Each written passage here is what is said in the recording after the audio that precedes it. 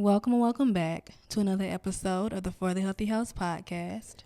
Where we talk about conscious living, self-awareness, and everything in between. I'm your host, Ree. Sunset Tim. Thank you for joining us and allowing us to be a part of your journey. Small. How are you today? I'm good.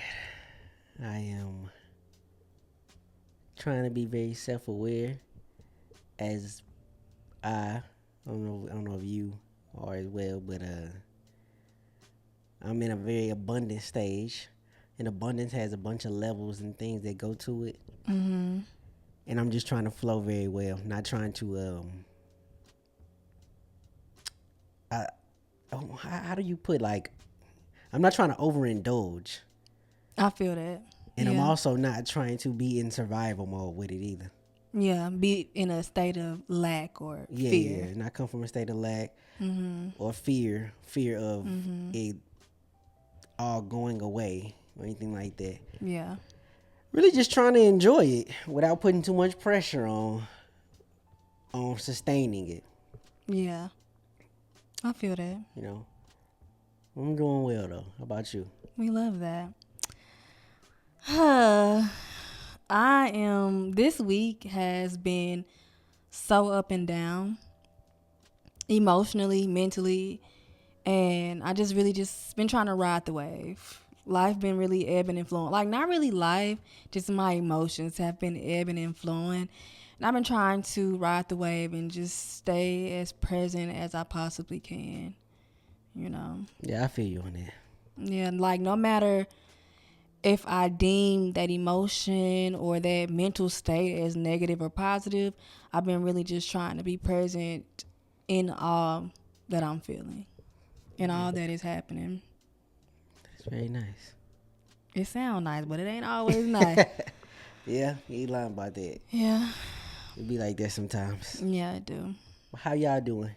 From the cubes. From the cubes. Take a moment to check in with yourself. Take a deep breath. Breathe in through your nose. Exhale through your mouth. Sit with yourself and come to terms with how you are truly feeling, regardless of how you are feeling.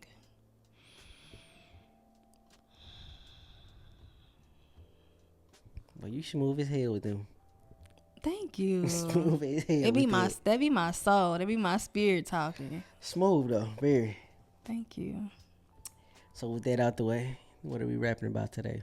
So today we are talking about survival mode. You kind of gave it away in your little check-in. When I was like, how you doing? You was like, I'm trying not to be in survival mode.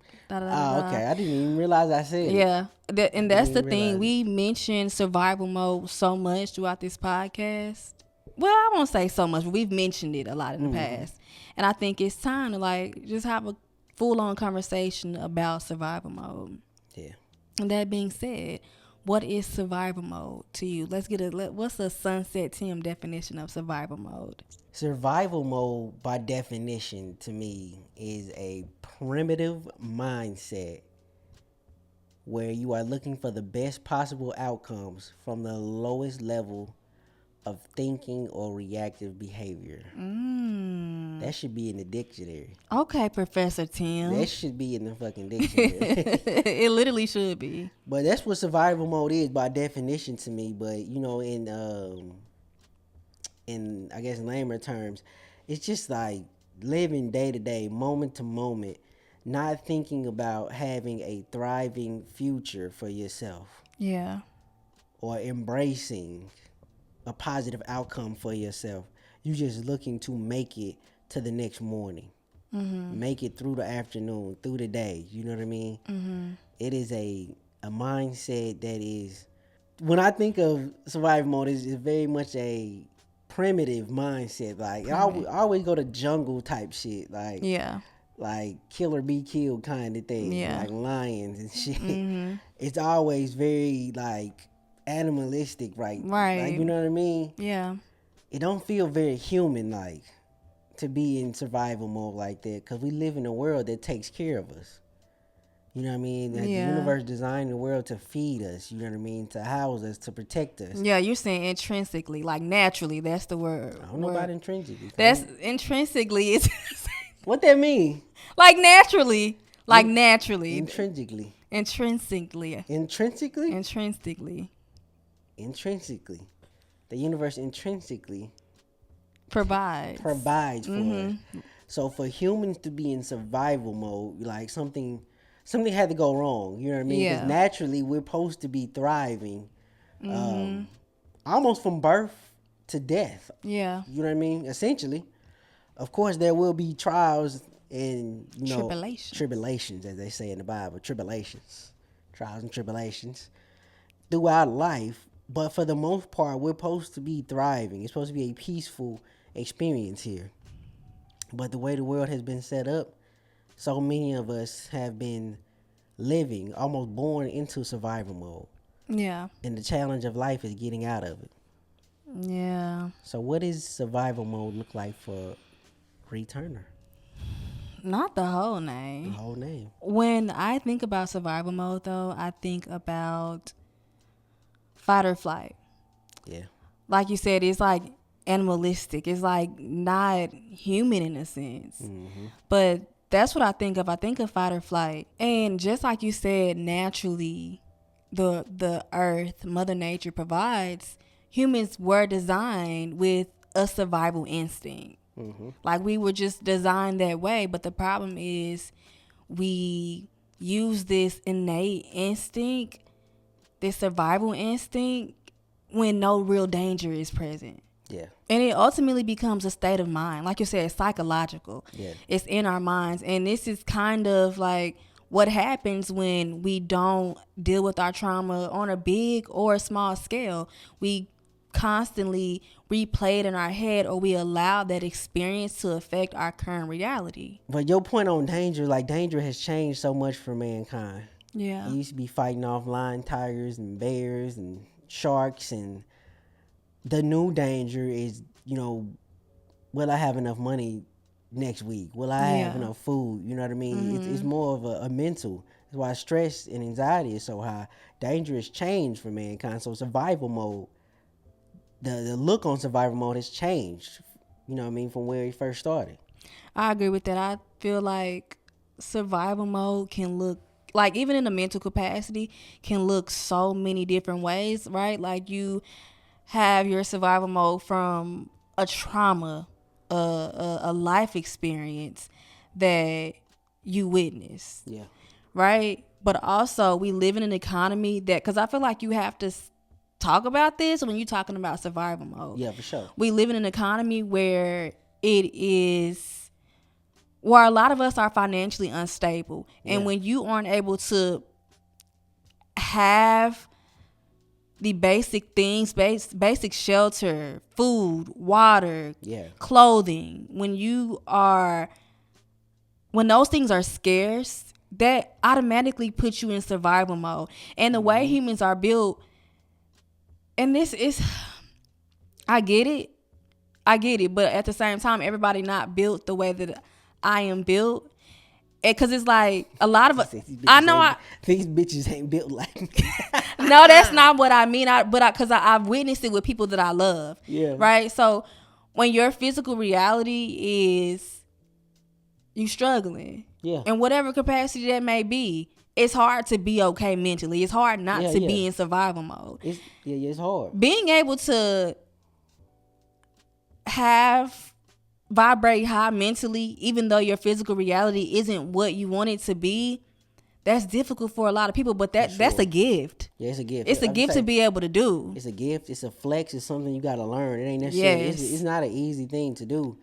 It's not easy to be necessarily just human when you don't have the basic things, like you said, food, shelter, clothing. It's hard to just always move in a very peaceful manner when these things aren't abundant in your life, when they're not consistent in your life. I think that's where, it all starts from. You get them basic needs covered, and then you get to go do other things. But until them basic needs are covered, it's hard to not be in survival mode. There's actually a pyramid. or a triangle of basic needs. I'm not even gonna say what it is because I really can't remember. But Yeah, I seen Nip Hustle break it down before. oh, I seen it on Sadie Baddies Yeah, I seen it podcast. before a couple of different places. But Yes. you have to cover them basic needs, and when you don't, you are in survival mode. Then, Yeah. whenever you missing any of the basic essentials, you know what I mean, food, water, shelter, clothing. Yeah, you are in survival mode. Physically and mentally. Something else I want to say about survival mode, when we're talking about past trauma, I think you just trying to protect you. This XYZ happened in my life and I want that shit to happen again. So at this point, I'm protecting me.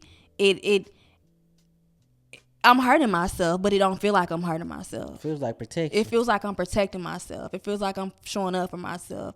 But you can thrive and show up for yourself. You can thrive and show up for yourself. Facts. It really is like a one-way thinking. When you are in survival mode, you living for that moment, and all of your outcomes either get you straight or usually are negative. You know what I mean? It ain't too many ways that people who are in survival mode see themselves thriving. They never really choose thriving as an option. To commit to something that's going to help them thrive, and it's usually commit to something to get you through the day. Right. You know what I mean?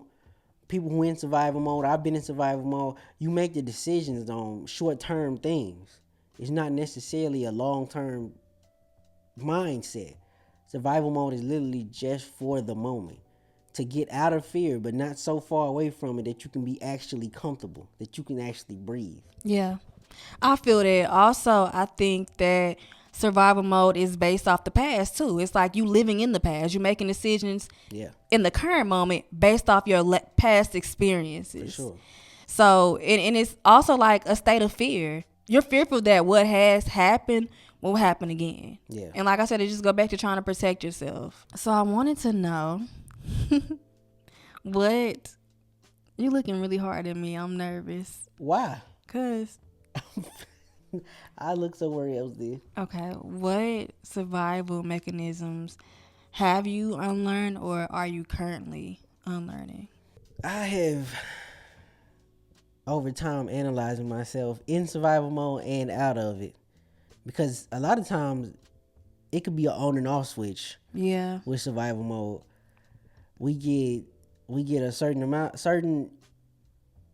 of abundance, and we out of it. We cool, and we start to see that abundance drop a little bit, and we go right back into survival mode. And my thing is with that, were you really ever out of it? Maybe, or maybe we just hit a peaceful part in the journey. I don't know. It just depends. But I learned that I kept myself in survival mode or returned to survival mode due to comfort. A lot of it is comfort, and then the lack of confidence. I'm not confident that I can keep this abundance, or I'm not confident that I can build on this. So now I need to be scarce with the abundance that I do have. And that's getting back to survival mode. I kept myself there for the comfort, and it showed up in ways like, oh, I'll start tomorrow. Or when I get this, I'll be cool. It was always a putting it off thing for me because I loved the comfort that was the survival mode. I've been in it for so long. Shit, this is just how I knew how to move. It was how I knew how to get through my days. It was how I knew how to fuel my thoughts with things that needed to be accomplished in my survival mode. I think that it was a safe place for me. It felt very familiar for me. Survival mode? Yes, it was very familiar. It was very safe. But there are very few safe places that offer room for growth. Okay. And I couldn't grow. I just couldn't from that place. Not until I said I found some type of comfort in getting uncomfortable. Not until I found I can feel this new space of capacity for thoughts with positive thoughts. I had to realize that me in survival mode had ultimately started to be an identifier to me. I started to identify with being in survival mode. I found a version of me that I was very comfortable with. You know, a hard worker, I'm just trying to make it, bro. You know what I'm saying? Getting through types. Yeah. You know what I mean? I felt so comfortable with these answers to questions even throughout my day that they just become routine. You know what I mean? Just another day, another dollar. It was never, oh, I'm good. I'm hella excited today. You know, I got this thing going on. It was never a thriving moment for me in survival mode, and I stayed there for the comfort. But a safe place offered me a comfortable place. That safe place offered me, but it offered me no room for growth at all. Yeah. I was cozy there, but it offered no room or no options for a thriving life. Yeah, I feel that. So what about you? What are some things you have learned or currently letting go from your survival mode? For me, my survival mode had very little to do with my physical reality. Okay. It was like more a mental thing. Like I was in survival mode mentally. Yeah. Real bad. Really, really bad. Real bad. But yeah, escapism. Yeah. That's something that I'm letting go of. Like any feeling that I don't want to have, or even when I'm like, it's like I'm running from myself. Yeah. I escape easily, mentally. Like it's a whole movie up here. Yeah. It's crazy. It's a whole nother world up here. And I think it's a gift and a curse to have an imagination that can get so vivid, that can really get so in depth. I think it's a blessing and a curse, and I've been trying to like not escape, be more present. Like I said in the beginning, be more present throughout the ebbs and the flows. Cause I don't know, I feel like in society, I think I done said this shit before, but like people always deem negative emotions as bad. Like you're supposed to be happy all the time. Yeah. And so I found myself when I was not happy, when I did not have a high vibrational emotion, I found myself escaping.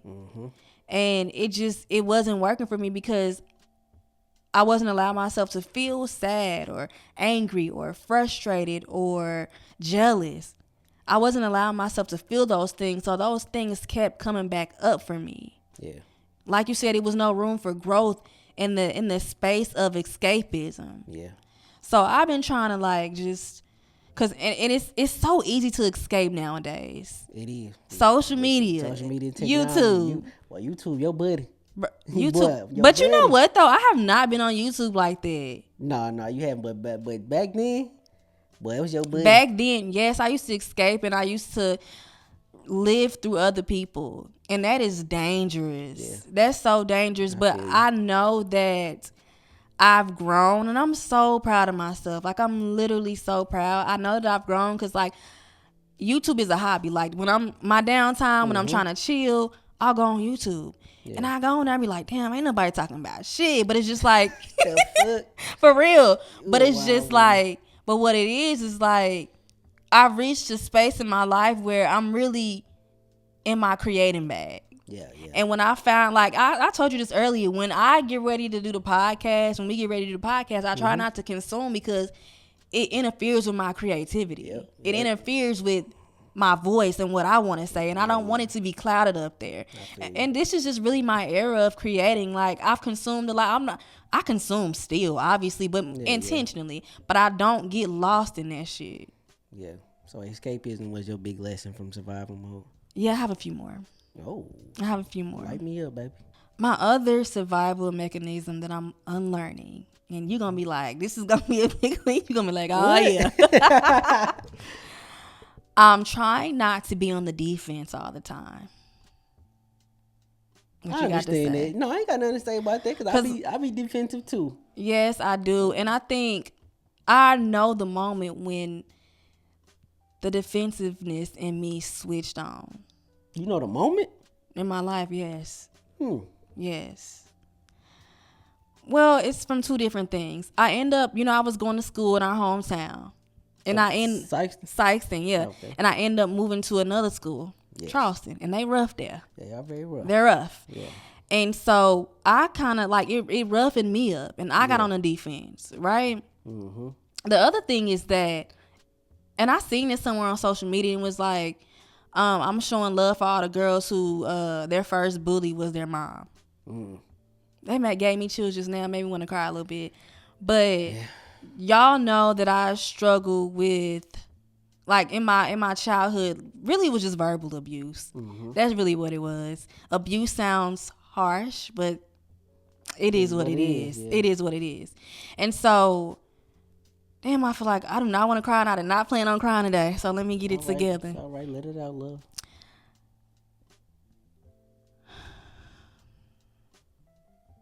I find myself being so defensive. Mm-hmm. And it's hard to let go of. Yeah. Especially when, this is something that is lingering on from your childhood. Mm-hmm. When you didn't feel safe verbally. You didn't feel verbally safe with the person who was supposed to feel safe with. Yeah. So with that, I find myself just ready. Like even with you sometimes, if you say something, or if I think you about to say something, mm-hmm. which first of all, you are such. Don't do it.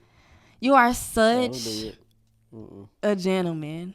You are so sweet to me, and it just shows you like how somebody's past can really warp their mind into feeling attacked when I've never been attacked. Does that make sense? By you or by, you know what I'm saying? Yeah, I do it to you sometimes. Yeah. Like the defensiveness is something I didn't think about it till now, but yeah, we both kind of struggle with it. Yeah. Coming from the backgrounds that we come from. I was thinking that, yeah. That you always got to be on your toes. You never know who trying you. Yeah. If they trying to get a slick one over on you. Exactly. Or whatnot. But I think we have just never consistently, I ain't going to say we never had, we've never consistently gave each other enough credit. Like, Ree wouldn't say nothing slick like that to me. She'd be like, I got to give you more credit. You wouldn't say that to me. Exactly. Same thing with me. Like, you got to give me more credit. Yeah. I wouldn't say nothing to hurt you like that. I know. But we come from such defensive backgrounds that it's not hard for us to do it. It's hard to stop the first reaction, which is what we've known for so many years. Yeah. It's to be defensive. Yeah. It's easy to do it once I tell myself to do it. Mm-hmm. Once I be like, it's Ree. Like, it's my baby. It's my wife. Mm-hmm. Then it's like, of course, like, she didn't mean it no type of way. But when it first come out, it's just the first thing that I've known for majority of my life was defend myself. So that's what I run to first. Yeah. Before the grace that you deserve. Yeah, same. And I just want to say, because I feel like I talk about my childhood a lot. As we should. I just want to say that I love my mother with all my heart. Mm-hmm. And I know she was doing the best she could with what she had, the knowledge she had, the resources she had. The soothing. Yeah. You know what I mean? The companionship she had, or lack thereof. But her doing the best doesn't take away from my experience. Mm-hmm. So, because I just feel like sometimes it's weird. Like, we come from a background where it's like, don't tell your business. Like, that's what black people don't tell your business. And sometimes, like sometimes I feel like I'm telling my business. But, I mean... But this is my story. So, I just wanted to say that, like, love and respect her always, but that don't take away from my experience. Yeah. It is, but it's hard not to tell your story without the people that was in it. Yeah. You know what I mean? Without telling about how it made you feel or what you took away from the situation. Yeah. That was really good though. Very proud of you. Oh, thank you, baby. I'm proud of you more than you'll ever know. One thing I thought of while you said that is that I just realized how many shields we put up to protect who we are in survival mode, if that make any sense. Yes, it does. I'm trying to it's like I get it, Like but I ain't got it. We'll defend the version of us that's in survival mode against like positive reinforcements. I'll give you like Yeah. an example is like if your partner said they wanted to, do whatever, start painting more, and then you remind them of what they said. You're like, hey babe, did you start that canvas? You said the defense comes out, and that's defending the survival mode. Yeah. Like you need to paint to thrive. Yeah. Yeah. You know that's your way of expression. You want to live off that.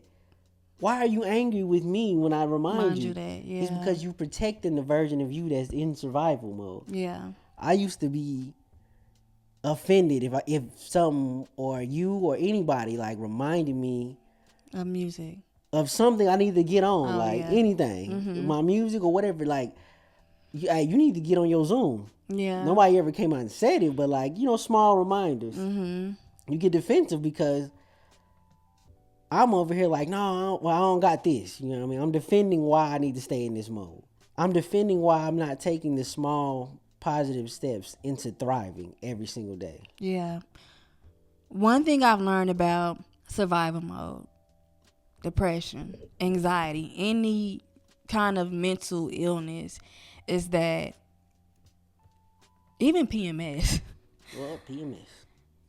You are not your truest self. It's like you're literally, like you said, a switch turned on. You're operating from a different space. You are not the same person in survival mode versus out of survival mode. These are two different people. Sometimes I think about some things I've done or said, and I'm like, damn. Yeah. And it's like when you are in the depths of survival mode or any mental illness or PMS or whatever the case may be, you have to give yourself grace and realize this ain't me. This is not who I truly am. And I'm going to come out better. Yeah. I'm going to come out my truest self. I was meant to, and I know it sounds really bad to say, I was meant to experience this, like the negative experiences. So ultimately, it's my destiny to come out even better. It's my destiny to thrive, to at some point thrive.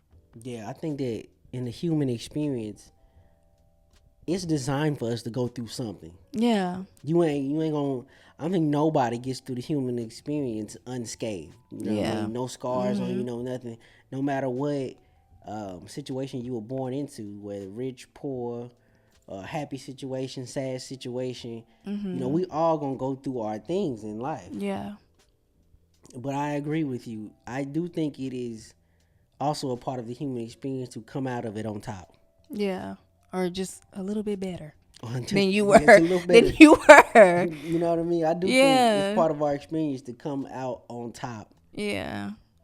And to thrive. I think thriving is a part of the human experience, but I think that after a while we just commit to almost, I wouldn't call it living in mediocrity, but we convince ourselves that this lower level of whether it be like living, this lower level of love, this lower level of friendship is the normal. Yeah. I think that too often we get used to loving or being loved in a certain state, and it starts to become our normal. So then it's good. Like, this is good love right there. That I'm with.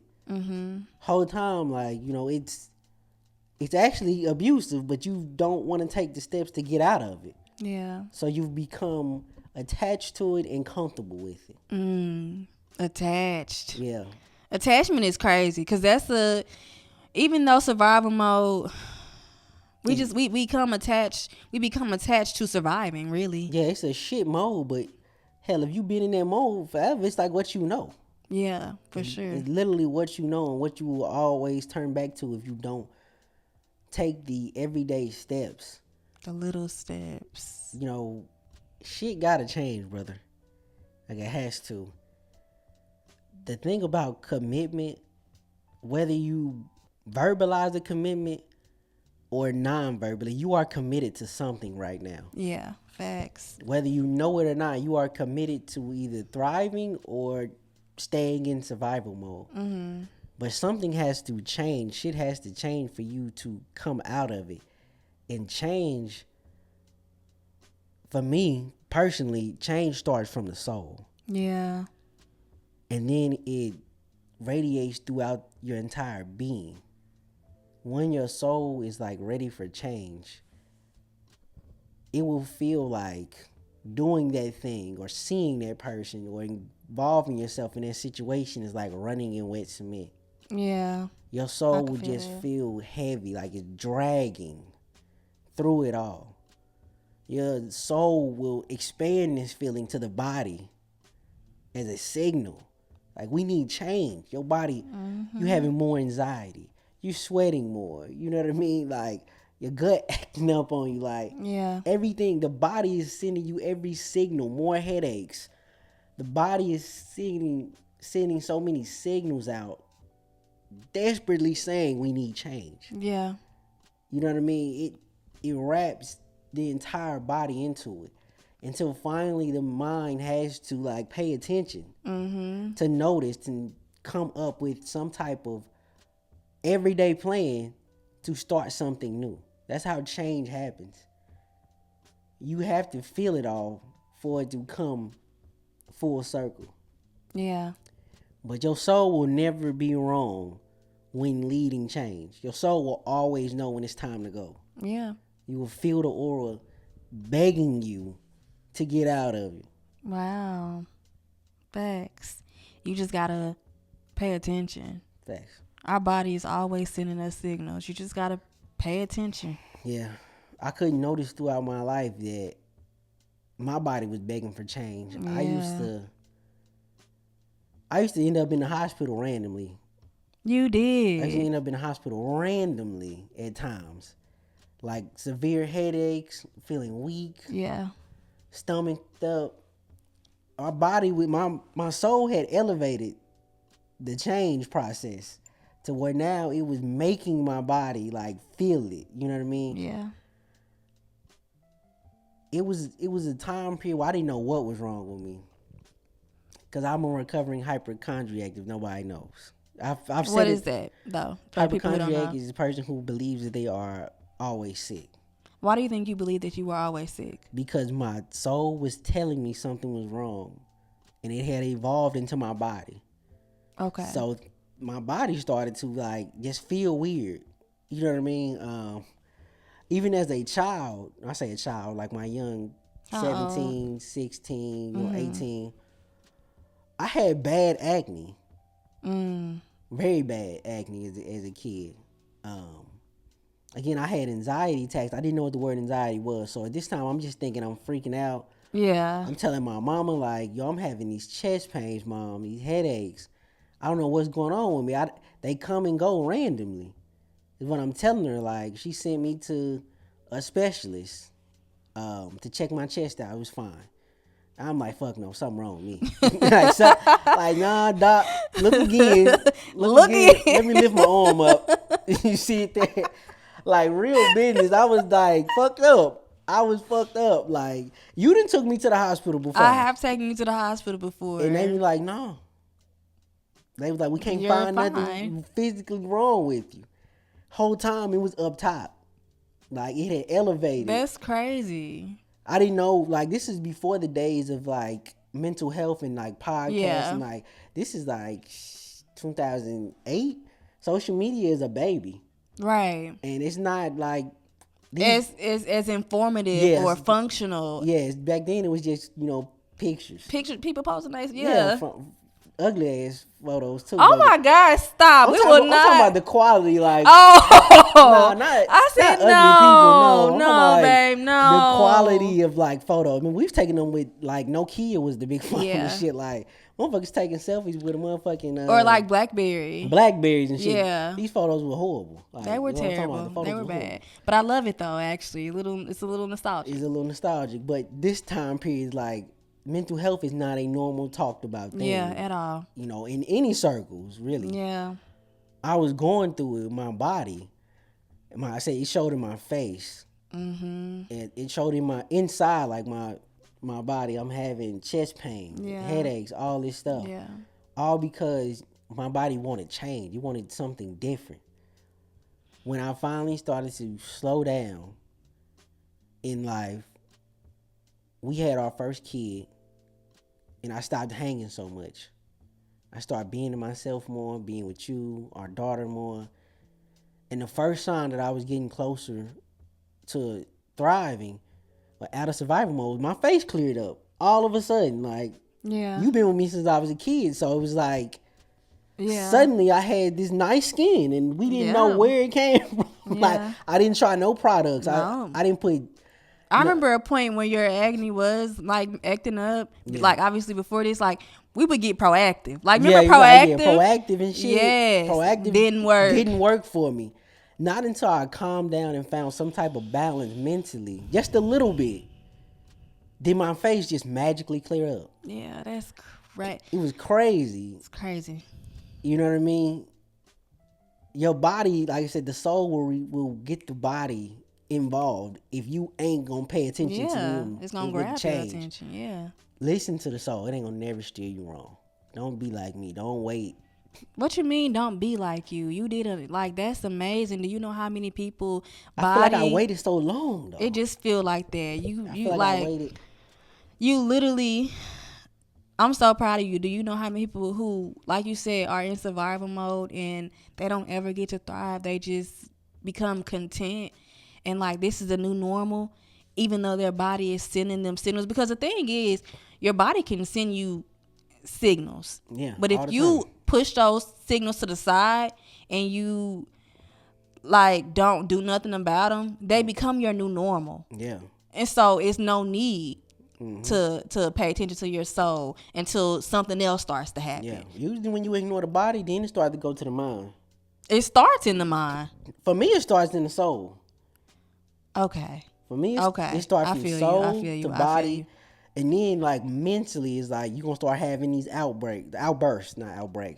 Like, you just fucking go crazy, get angry as hell. Like, you don't even really know why you snapped out about that. The thing is, I feel like the soul, the mind, body, and soul is also interconnected. Yes. But you're right, though. The soul and the mind, they are different things. That's another conversation. Yes, they are different.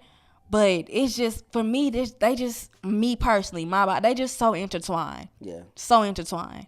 Anyway. Yeah, you should be proud. Well, I feel proud that I let my story out to the world. So maybe, somebody else can get to that peaceful state that I got to sooner than I did. I'm sure it'll help somebody. I'm very proud of you for doing the same. Thank you, baby. Listening to the soul is what really started me to take my first steps out of survival mode. So for you, what were the first, how did you get yourself out of survival mode? A big one for me is reparenting myself. Good one. That's a big one because Shut up. Being a parent to another human being or being responsible for another human being it's not a small thing. No. That's so important. It's so important because you're shaping a whole life. Yeah. And because of how I was raised, my mind was closed. Yeah. My beliefs were so limited.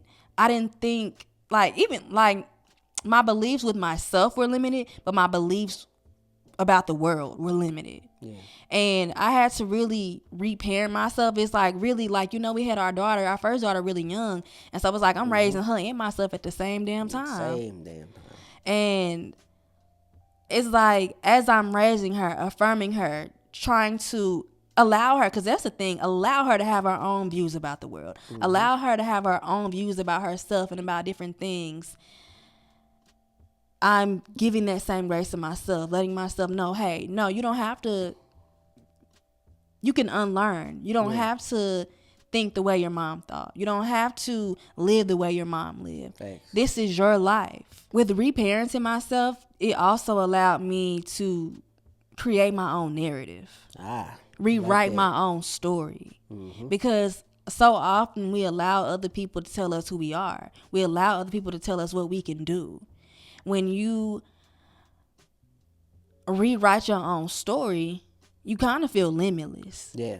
Like, it's literally like, it's a level of liberation and freedom that comes along with writing your own story, controlling your narrative. Yeah, they said XYZ, or they told me I couldn't do this, or even like my past experiences, my trauma, like detaching from that and rewriting it to where it is beautiful. Because when I experienced it, it was ugly. It felt ugly. It felt like doom. Yeah. But as I'm rewriting it, I'm writing it very beautifully. I feel you. It's almost like the embracing of like stage names is what came to my mind. But like, I get stage names. But like, you know how like artists like change their name. That's what I mean. Like, it's not necessarily even a stage name. Like, I stopped thinking about Sunset Tim is like my rap name. Like, in the beginning, that was my rap name. That's who you are. The more I evolve, it's actually who I am. Same with me. Same with Ree. Yeah, like, for those who don't know, Ree isn't my full name. They don't know. That is not her full name. No, but it is. It's like I created another character. A character was unlocked. Yeah. And it is Ree. It is Ree. It's Ree. The natural being that is her is Ree. Yeah, Ree is who I was meant to be. I feel you on the unparenting. That was a big Reparenting. Reparenting. Sorry. Unparenting too. It's a little bit of both. It's literally a little bit of both. Unlearning. That's a big thing in survival mode. Because like when you survival mode, you do take on the tactics that you know. Yeah. You know what I mean? The tactic that I knew in survival mode was, my mama used to always say, then you put a little bit back for a rainy day. Put a little money back for a rainy day. I had to unlearn that. To get out of survival mode, I stopped putting shit back for a rainy day. You know what I did? I started betting on myself with that fucking money. Yeah. That's what we start doing. We start betting on our fucking selves. And that got me out of survival mode. And I'm not telling somebody else this is wrong. It could be the answer to them in survival mode. It could be your answer. It like, could be literally. your answer. Yeah, it could like, be. literally everything that we say are our experiences. Yeah. And it may be the opposite thing for somebody else. And feel comfortable to oppose. Yeah, like, that's fine. Like, we honor different opinions, different experiences, individual experiences. We value it, too. We value it. But, highly valued. Well, like I said, when I was growing up, that was what I was taught. But to get out of it, I had to, hell no. I'm fuck putting that little whatever amount back. I'm gonna bet on me. I'm gonna bet on me. That little energy, I need to save my energy because I gotta go. Man, fuck that. Put that energy towards a better me, whether it be working out, eating right, you know what I mean? Whatever it is, just creating, you know what I'm saying? Nah, fuck that. I'm not putting that shit back. I'm finna put it to use right now to get out of here. Exactly. And that was some had the, some unparenting and reparenting. And the funny thing about it is, like, when we started to reparent ourselves, it kind of motivated our parents. Oh, for sure. Yours anyway. Yeah, with mine. Like, yeah, my yours. mom is like, this person I've become today motivates my mom. Yeah, for that's sure. A cool thing. She loves the podcast, loves your music, so supportive. Bruh, she love it. Because deep down, my mama is the same way. Like, deep down inside, my mama, she believes in herself and she wants to do big things. She does. But I think she made that sacrifice for her boys. Mm-hmm. So I could have an opportunity like this, you know what I mean, to live the way that I live. And I thank my mother for that very much. I thank you, Miss Tony. Miss Tony. Miss Tony. For me, one last thing that has helped me get out of survival mode, or helped me continue to get out of survival mode, is surrendering to the unknown. I think for so long I operated from a place of fear of what if it goes wrong, which is another thing, like, was another survival mechanism for me, is expecting the worst. Like, what if it goes wrong? What if this happened? What if you know what I'm saying? Okay. And it's so much, obviously, if it's mental. It hadn't happened. And I would allow that fear of things going wrong to stop me from thriving, from doing the thing, from exiting survival mode. So yeah, just having this trust and this faith in source and in myself has really allowed me to get out of survival mode and just surrender. Like, yeah, only good things can happen, and when they aren't necessarily deemed as good, they still good, because I'm gonna be good. Facts. So yes, boys and girls, that was our take on survival mode. Not boys and girls. Boys and girls. That was our take on survival mode. I just want to say that, survival mode looks different on everybody. Yeah. So it's okay if in this season you need to add this and take away that. And in a different season you need to bring that thing back and then remove that. It's okay. Survival mode gonna look different on every person and in every season of your life. Facts. You know what I mean? So just, really analyze what you need and what you don't need. What you need in this moment. In this moment. In this moment. Yeah, in this moment. With that being said, I just want to remind you of how powerful you are, how beautiful you are, how limitless you are, how resilient you are. You are not your past experiences.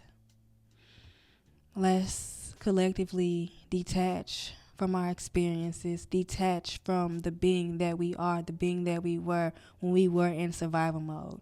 There is so much life to be lived. There is so much beauty, so much abundance that is waiting on you.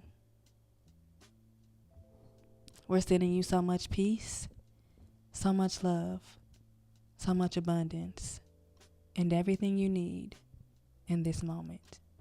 We'll talk to you next time. Bye. Mwah. Peace.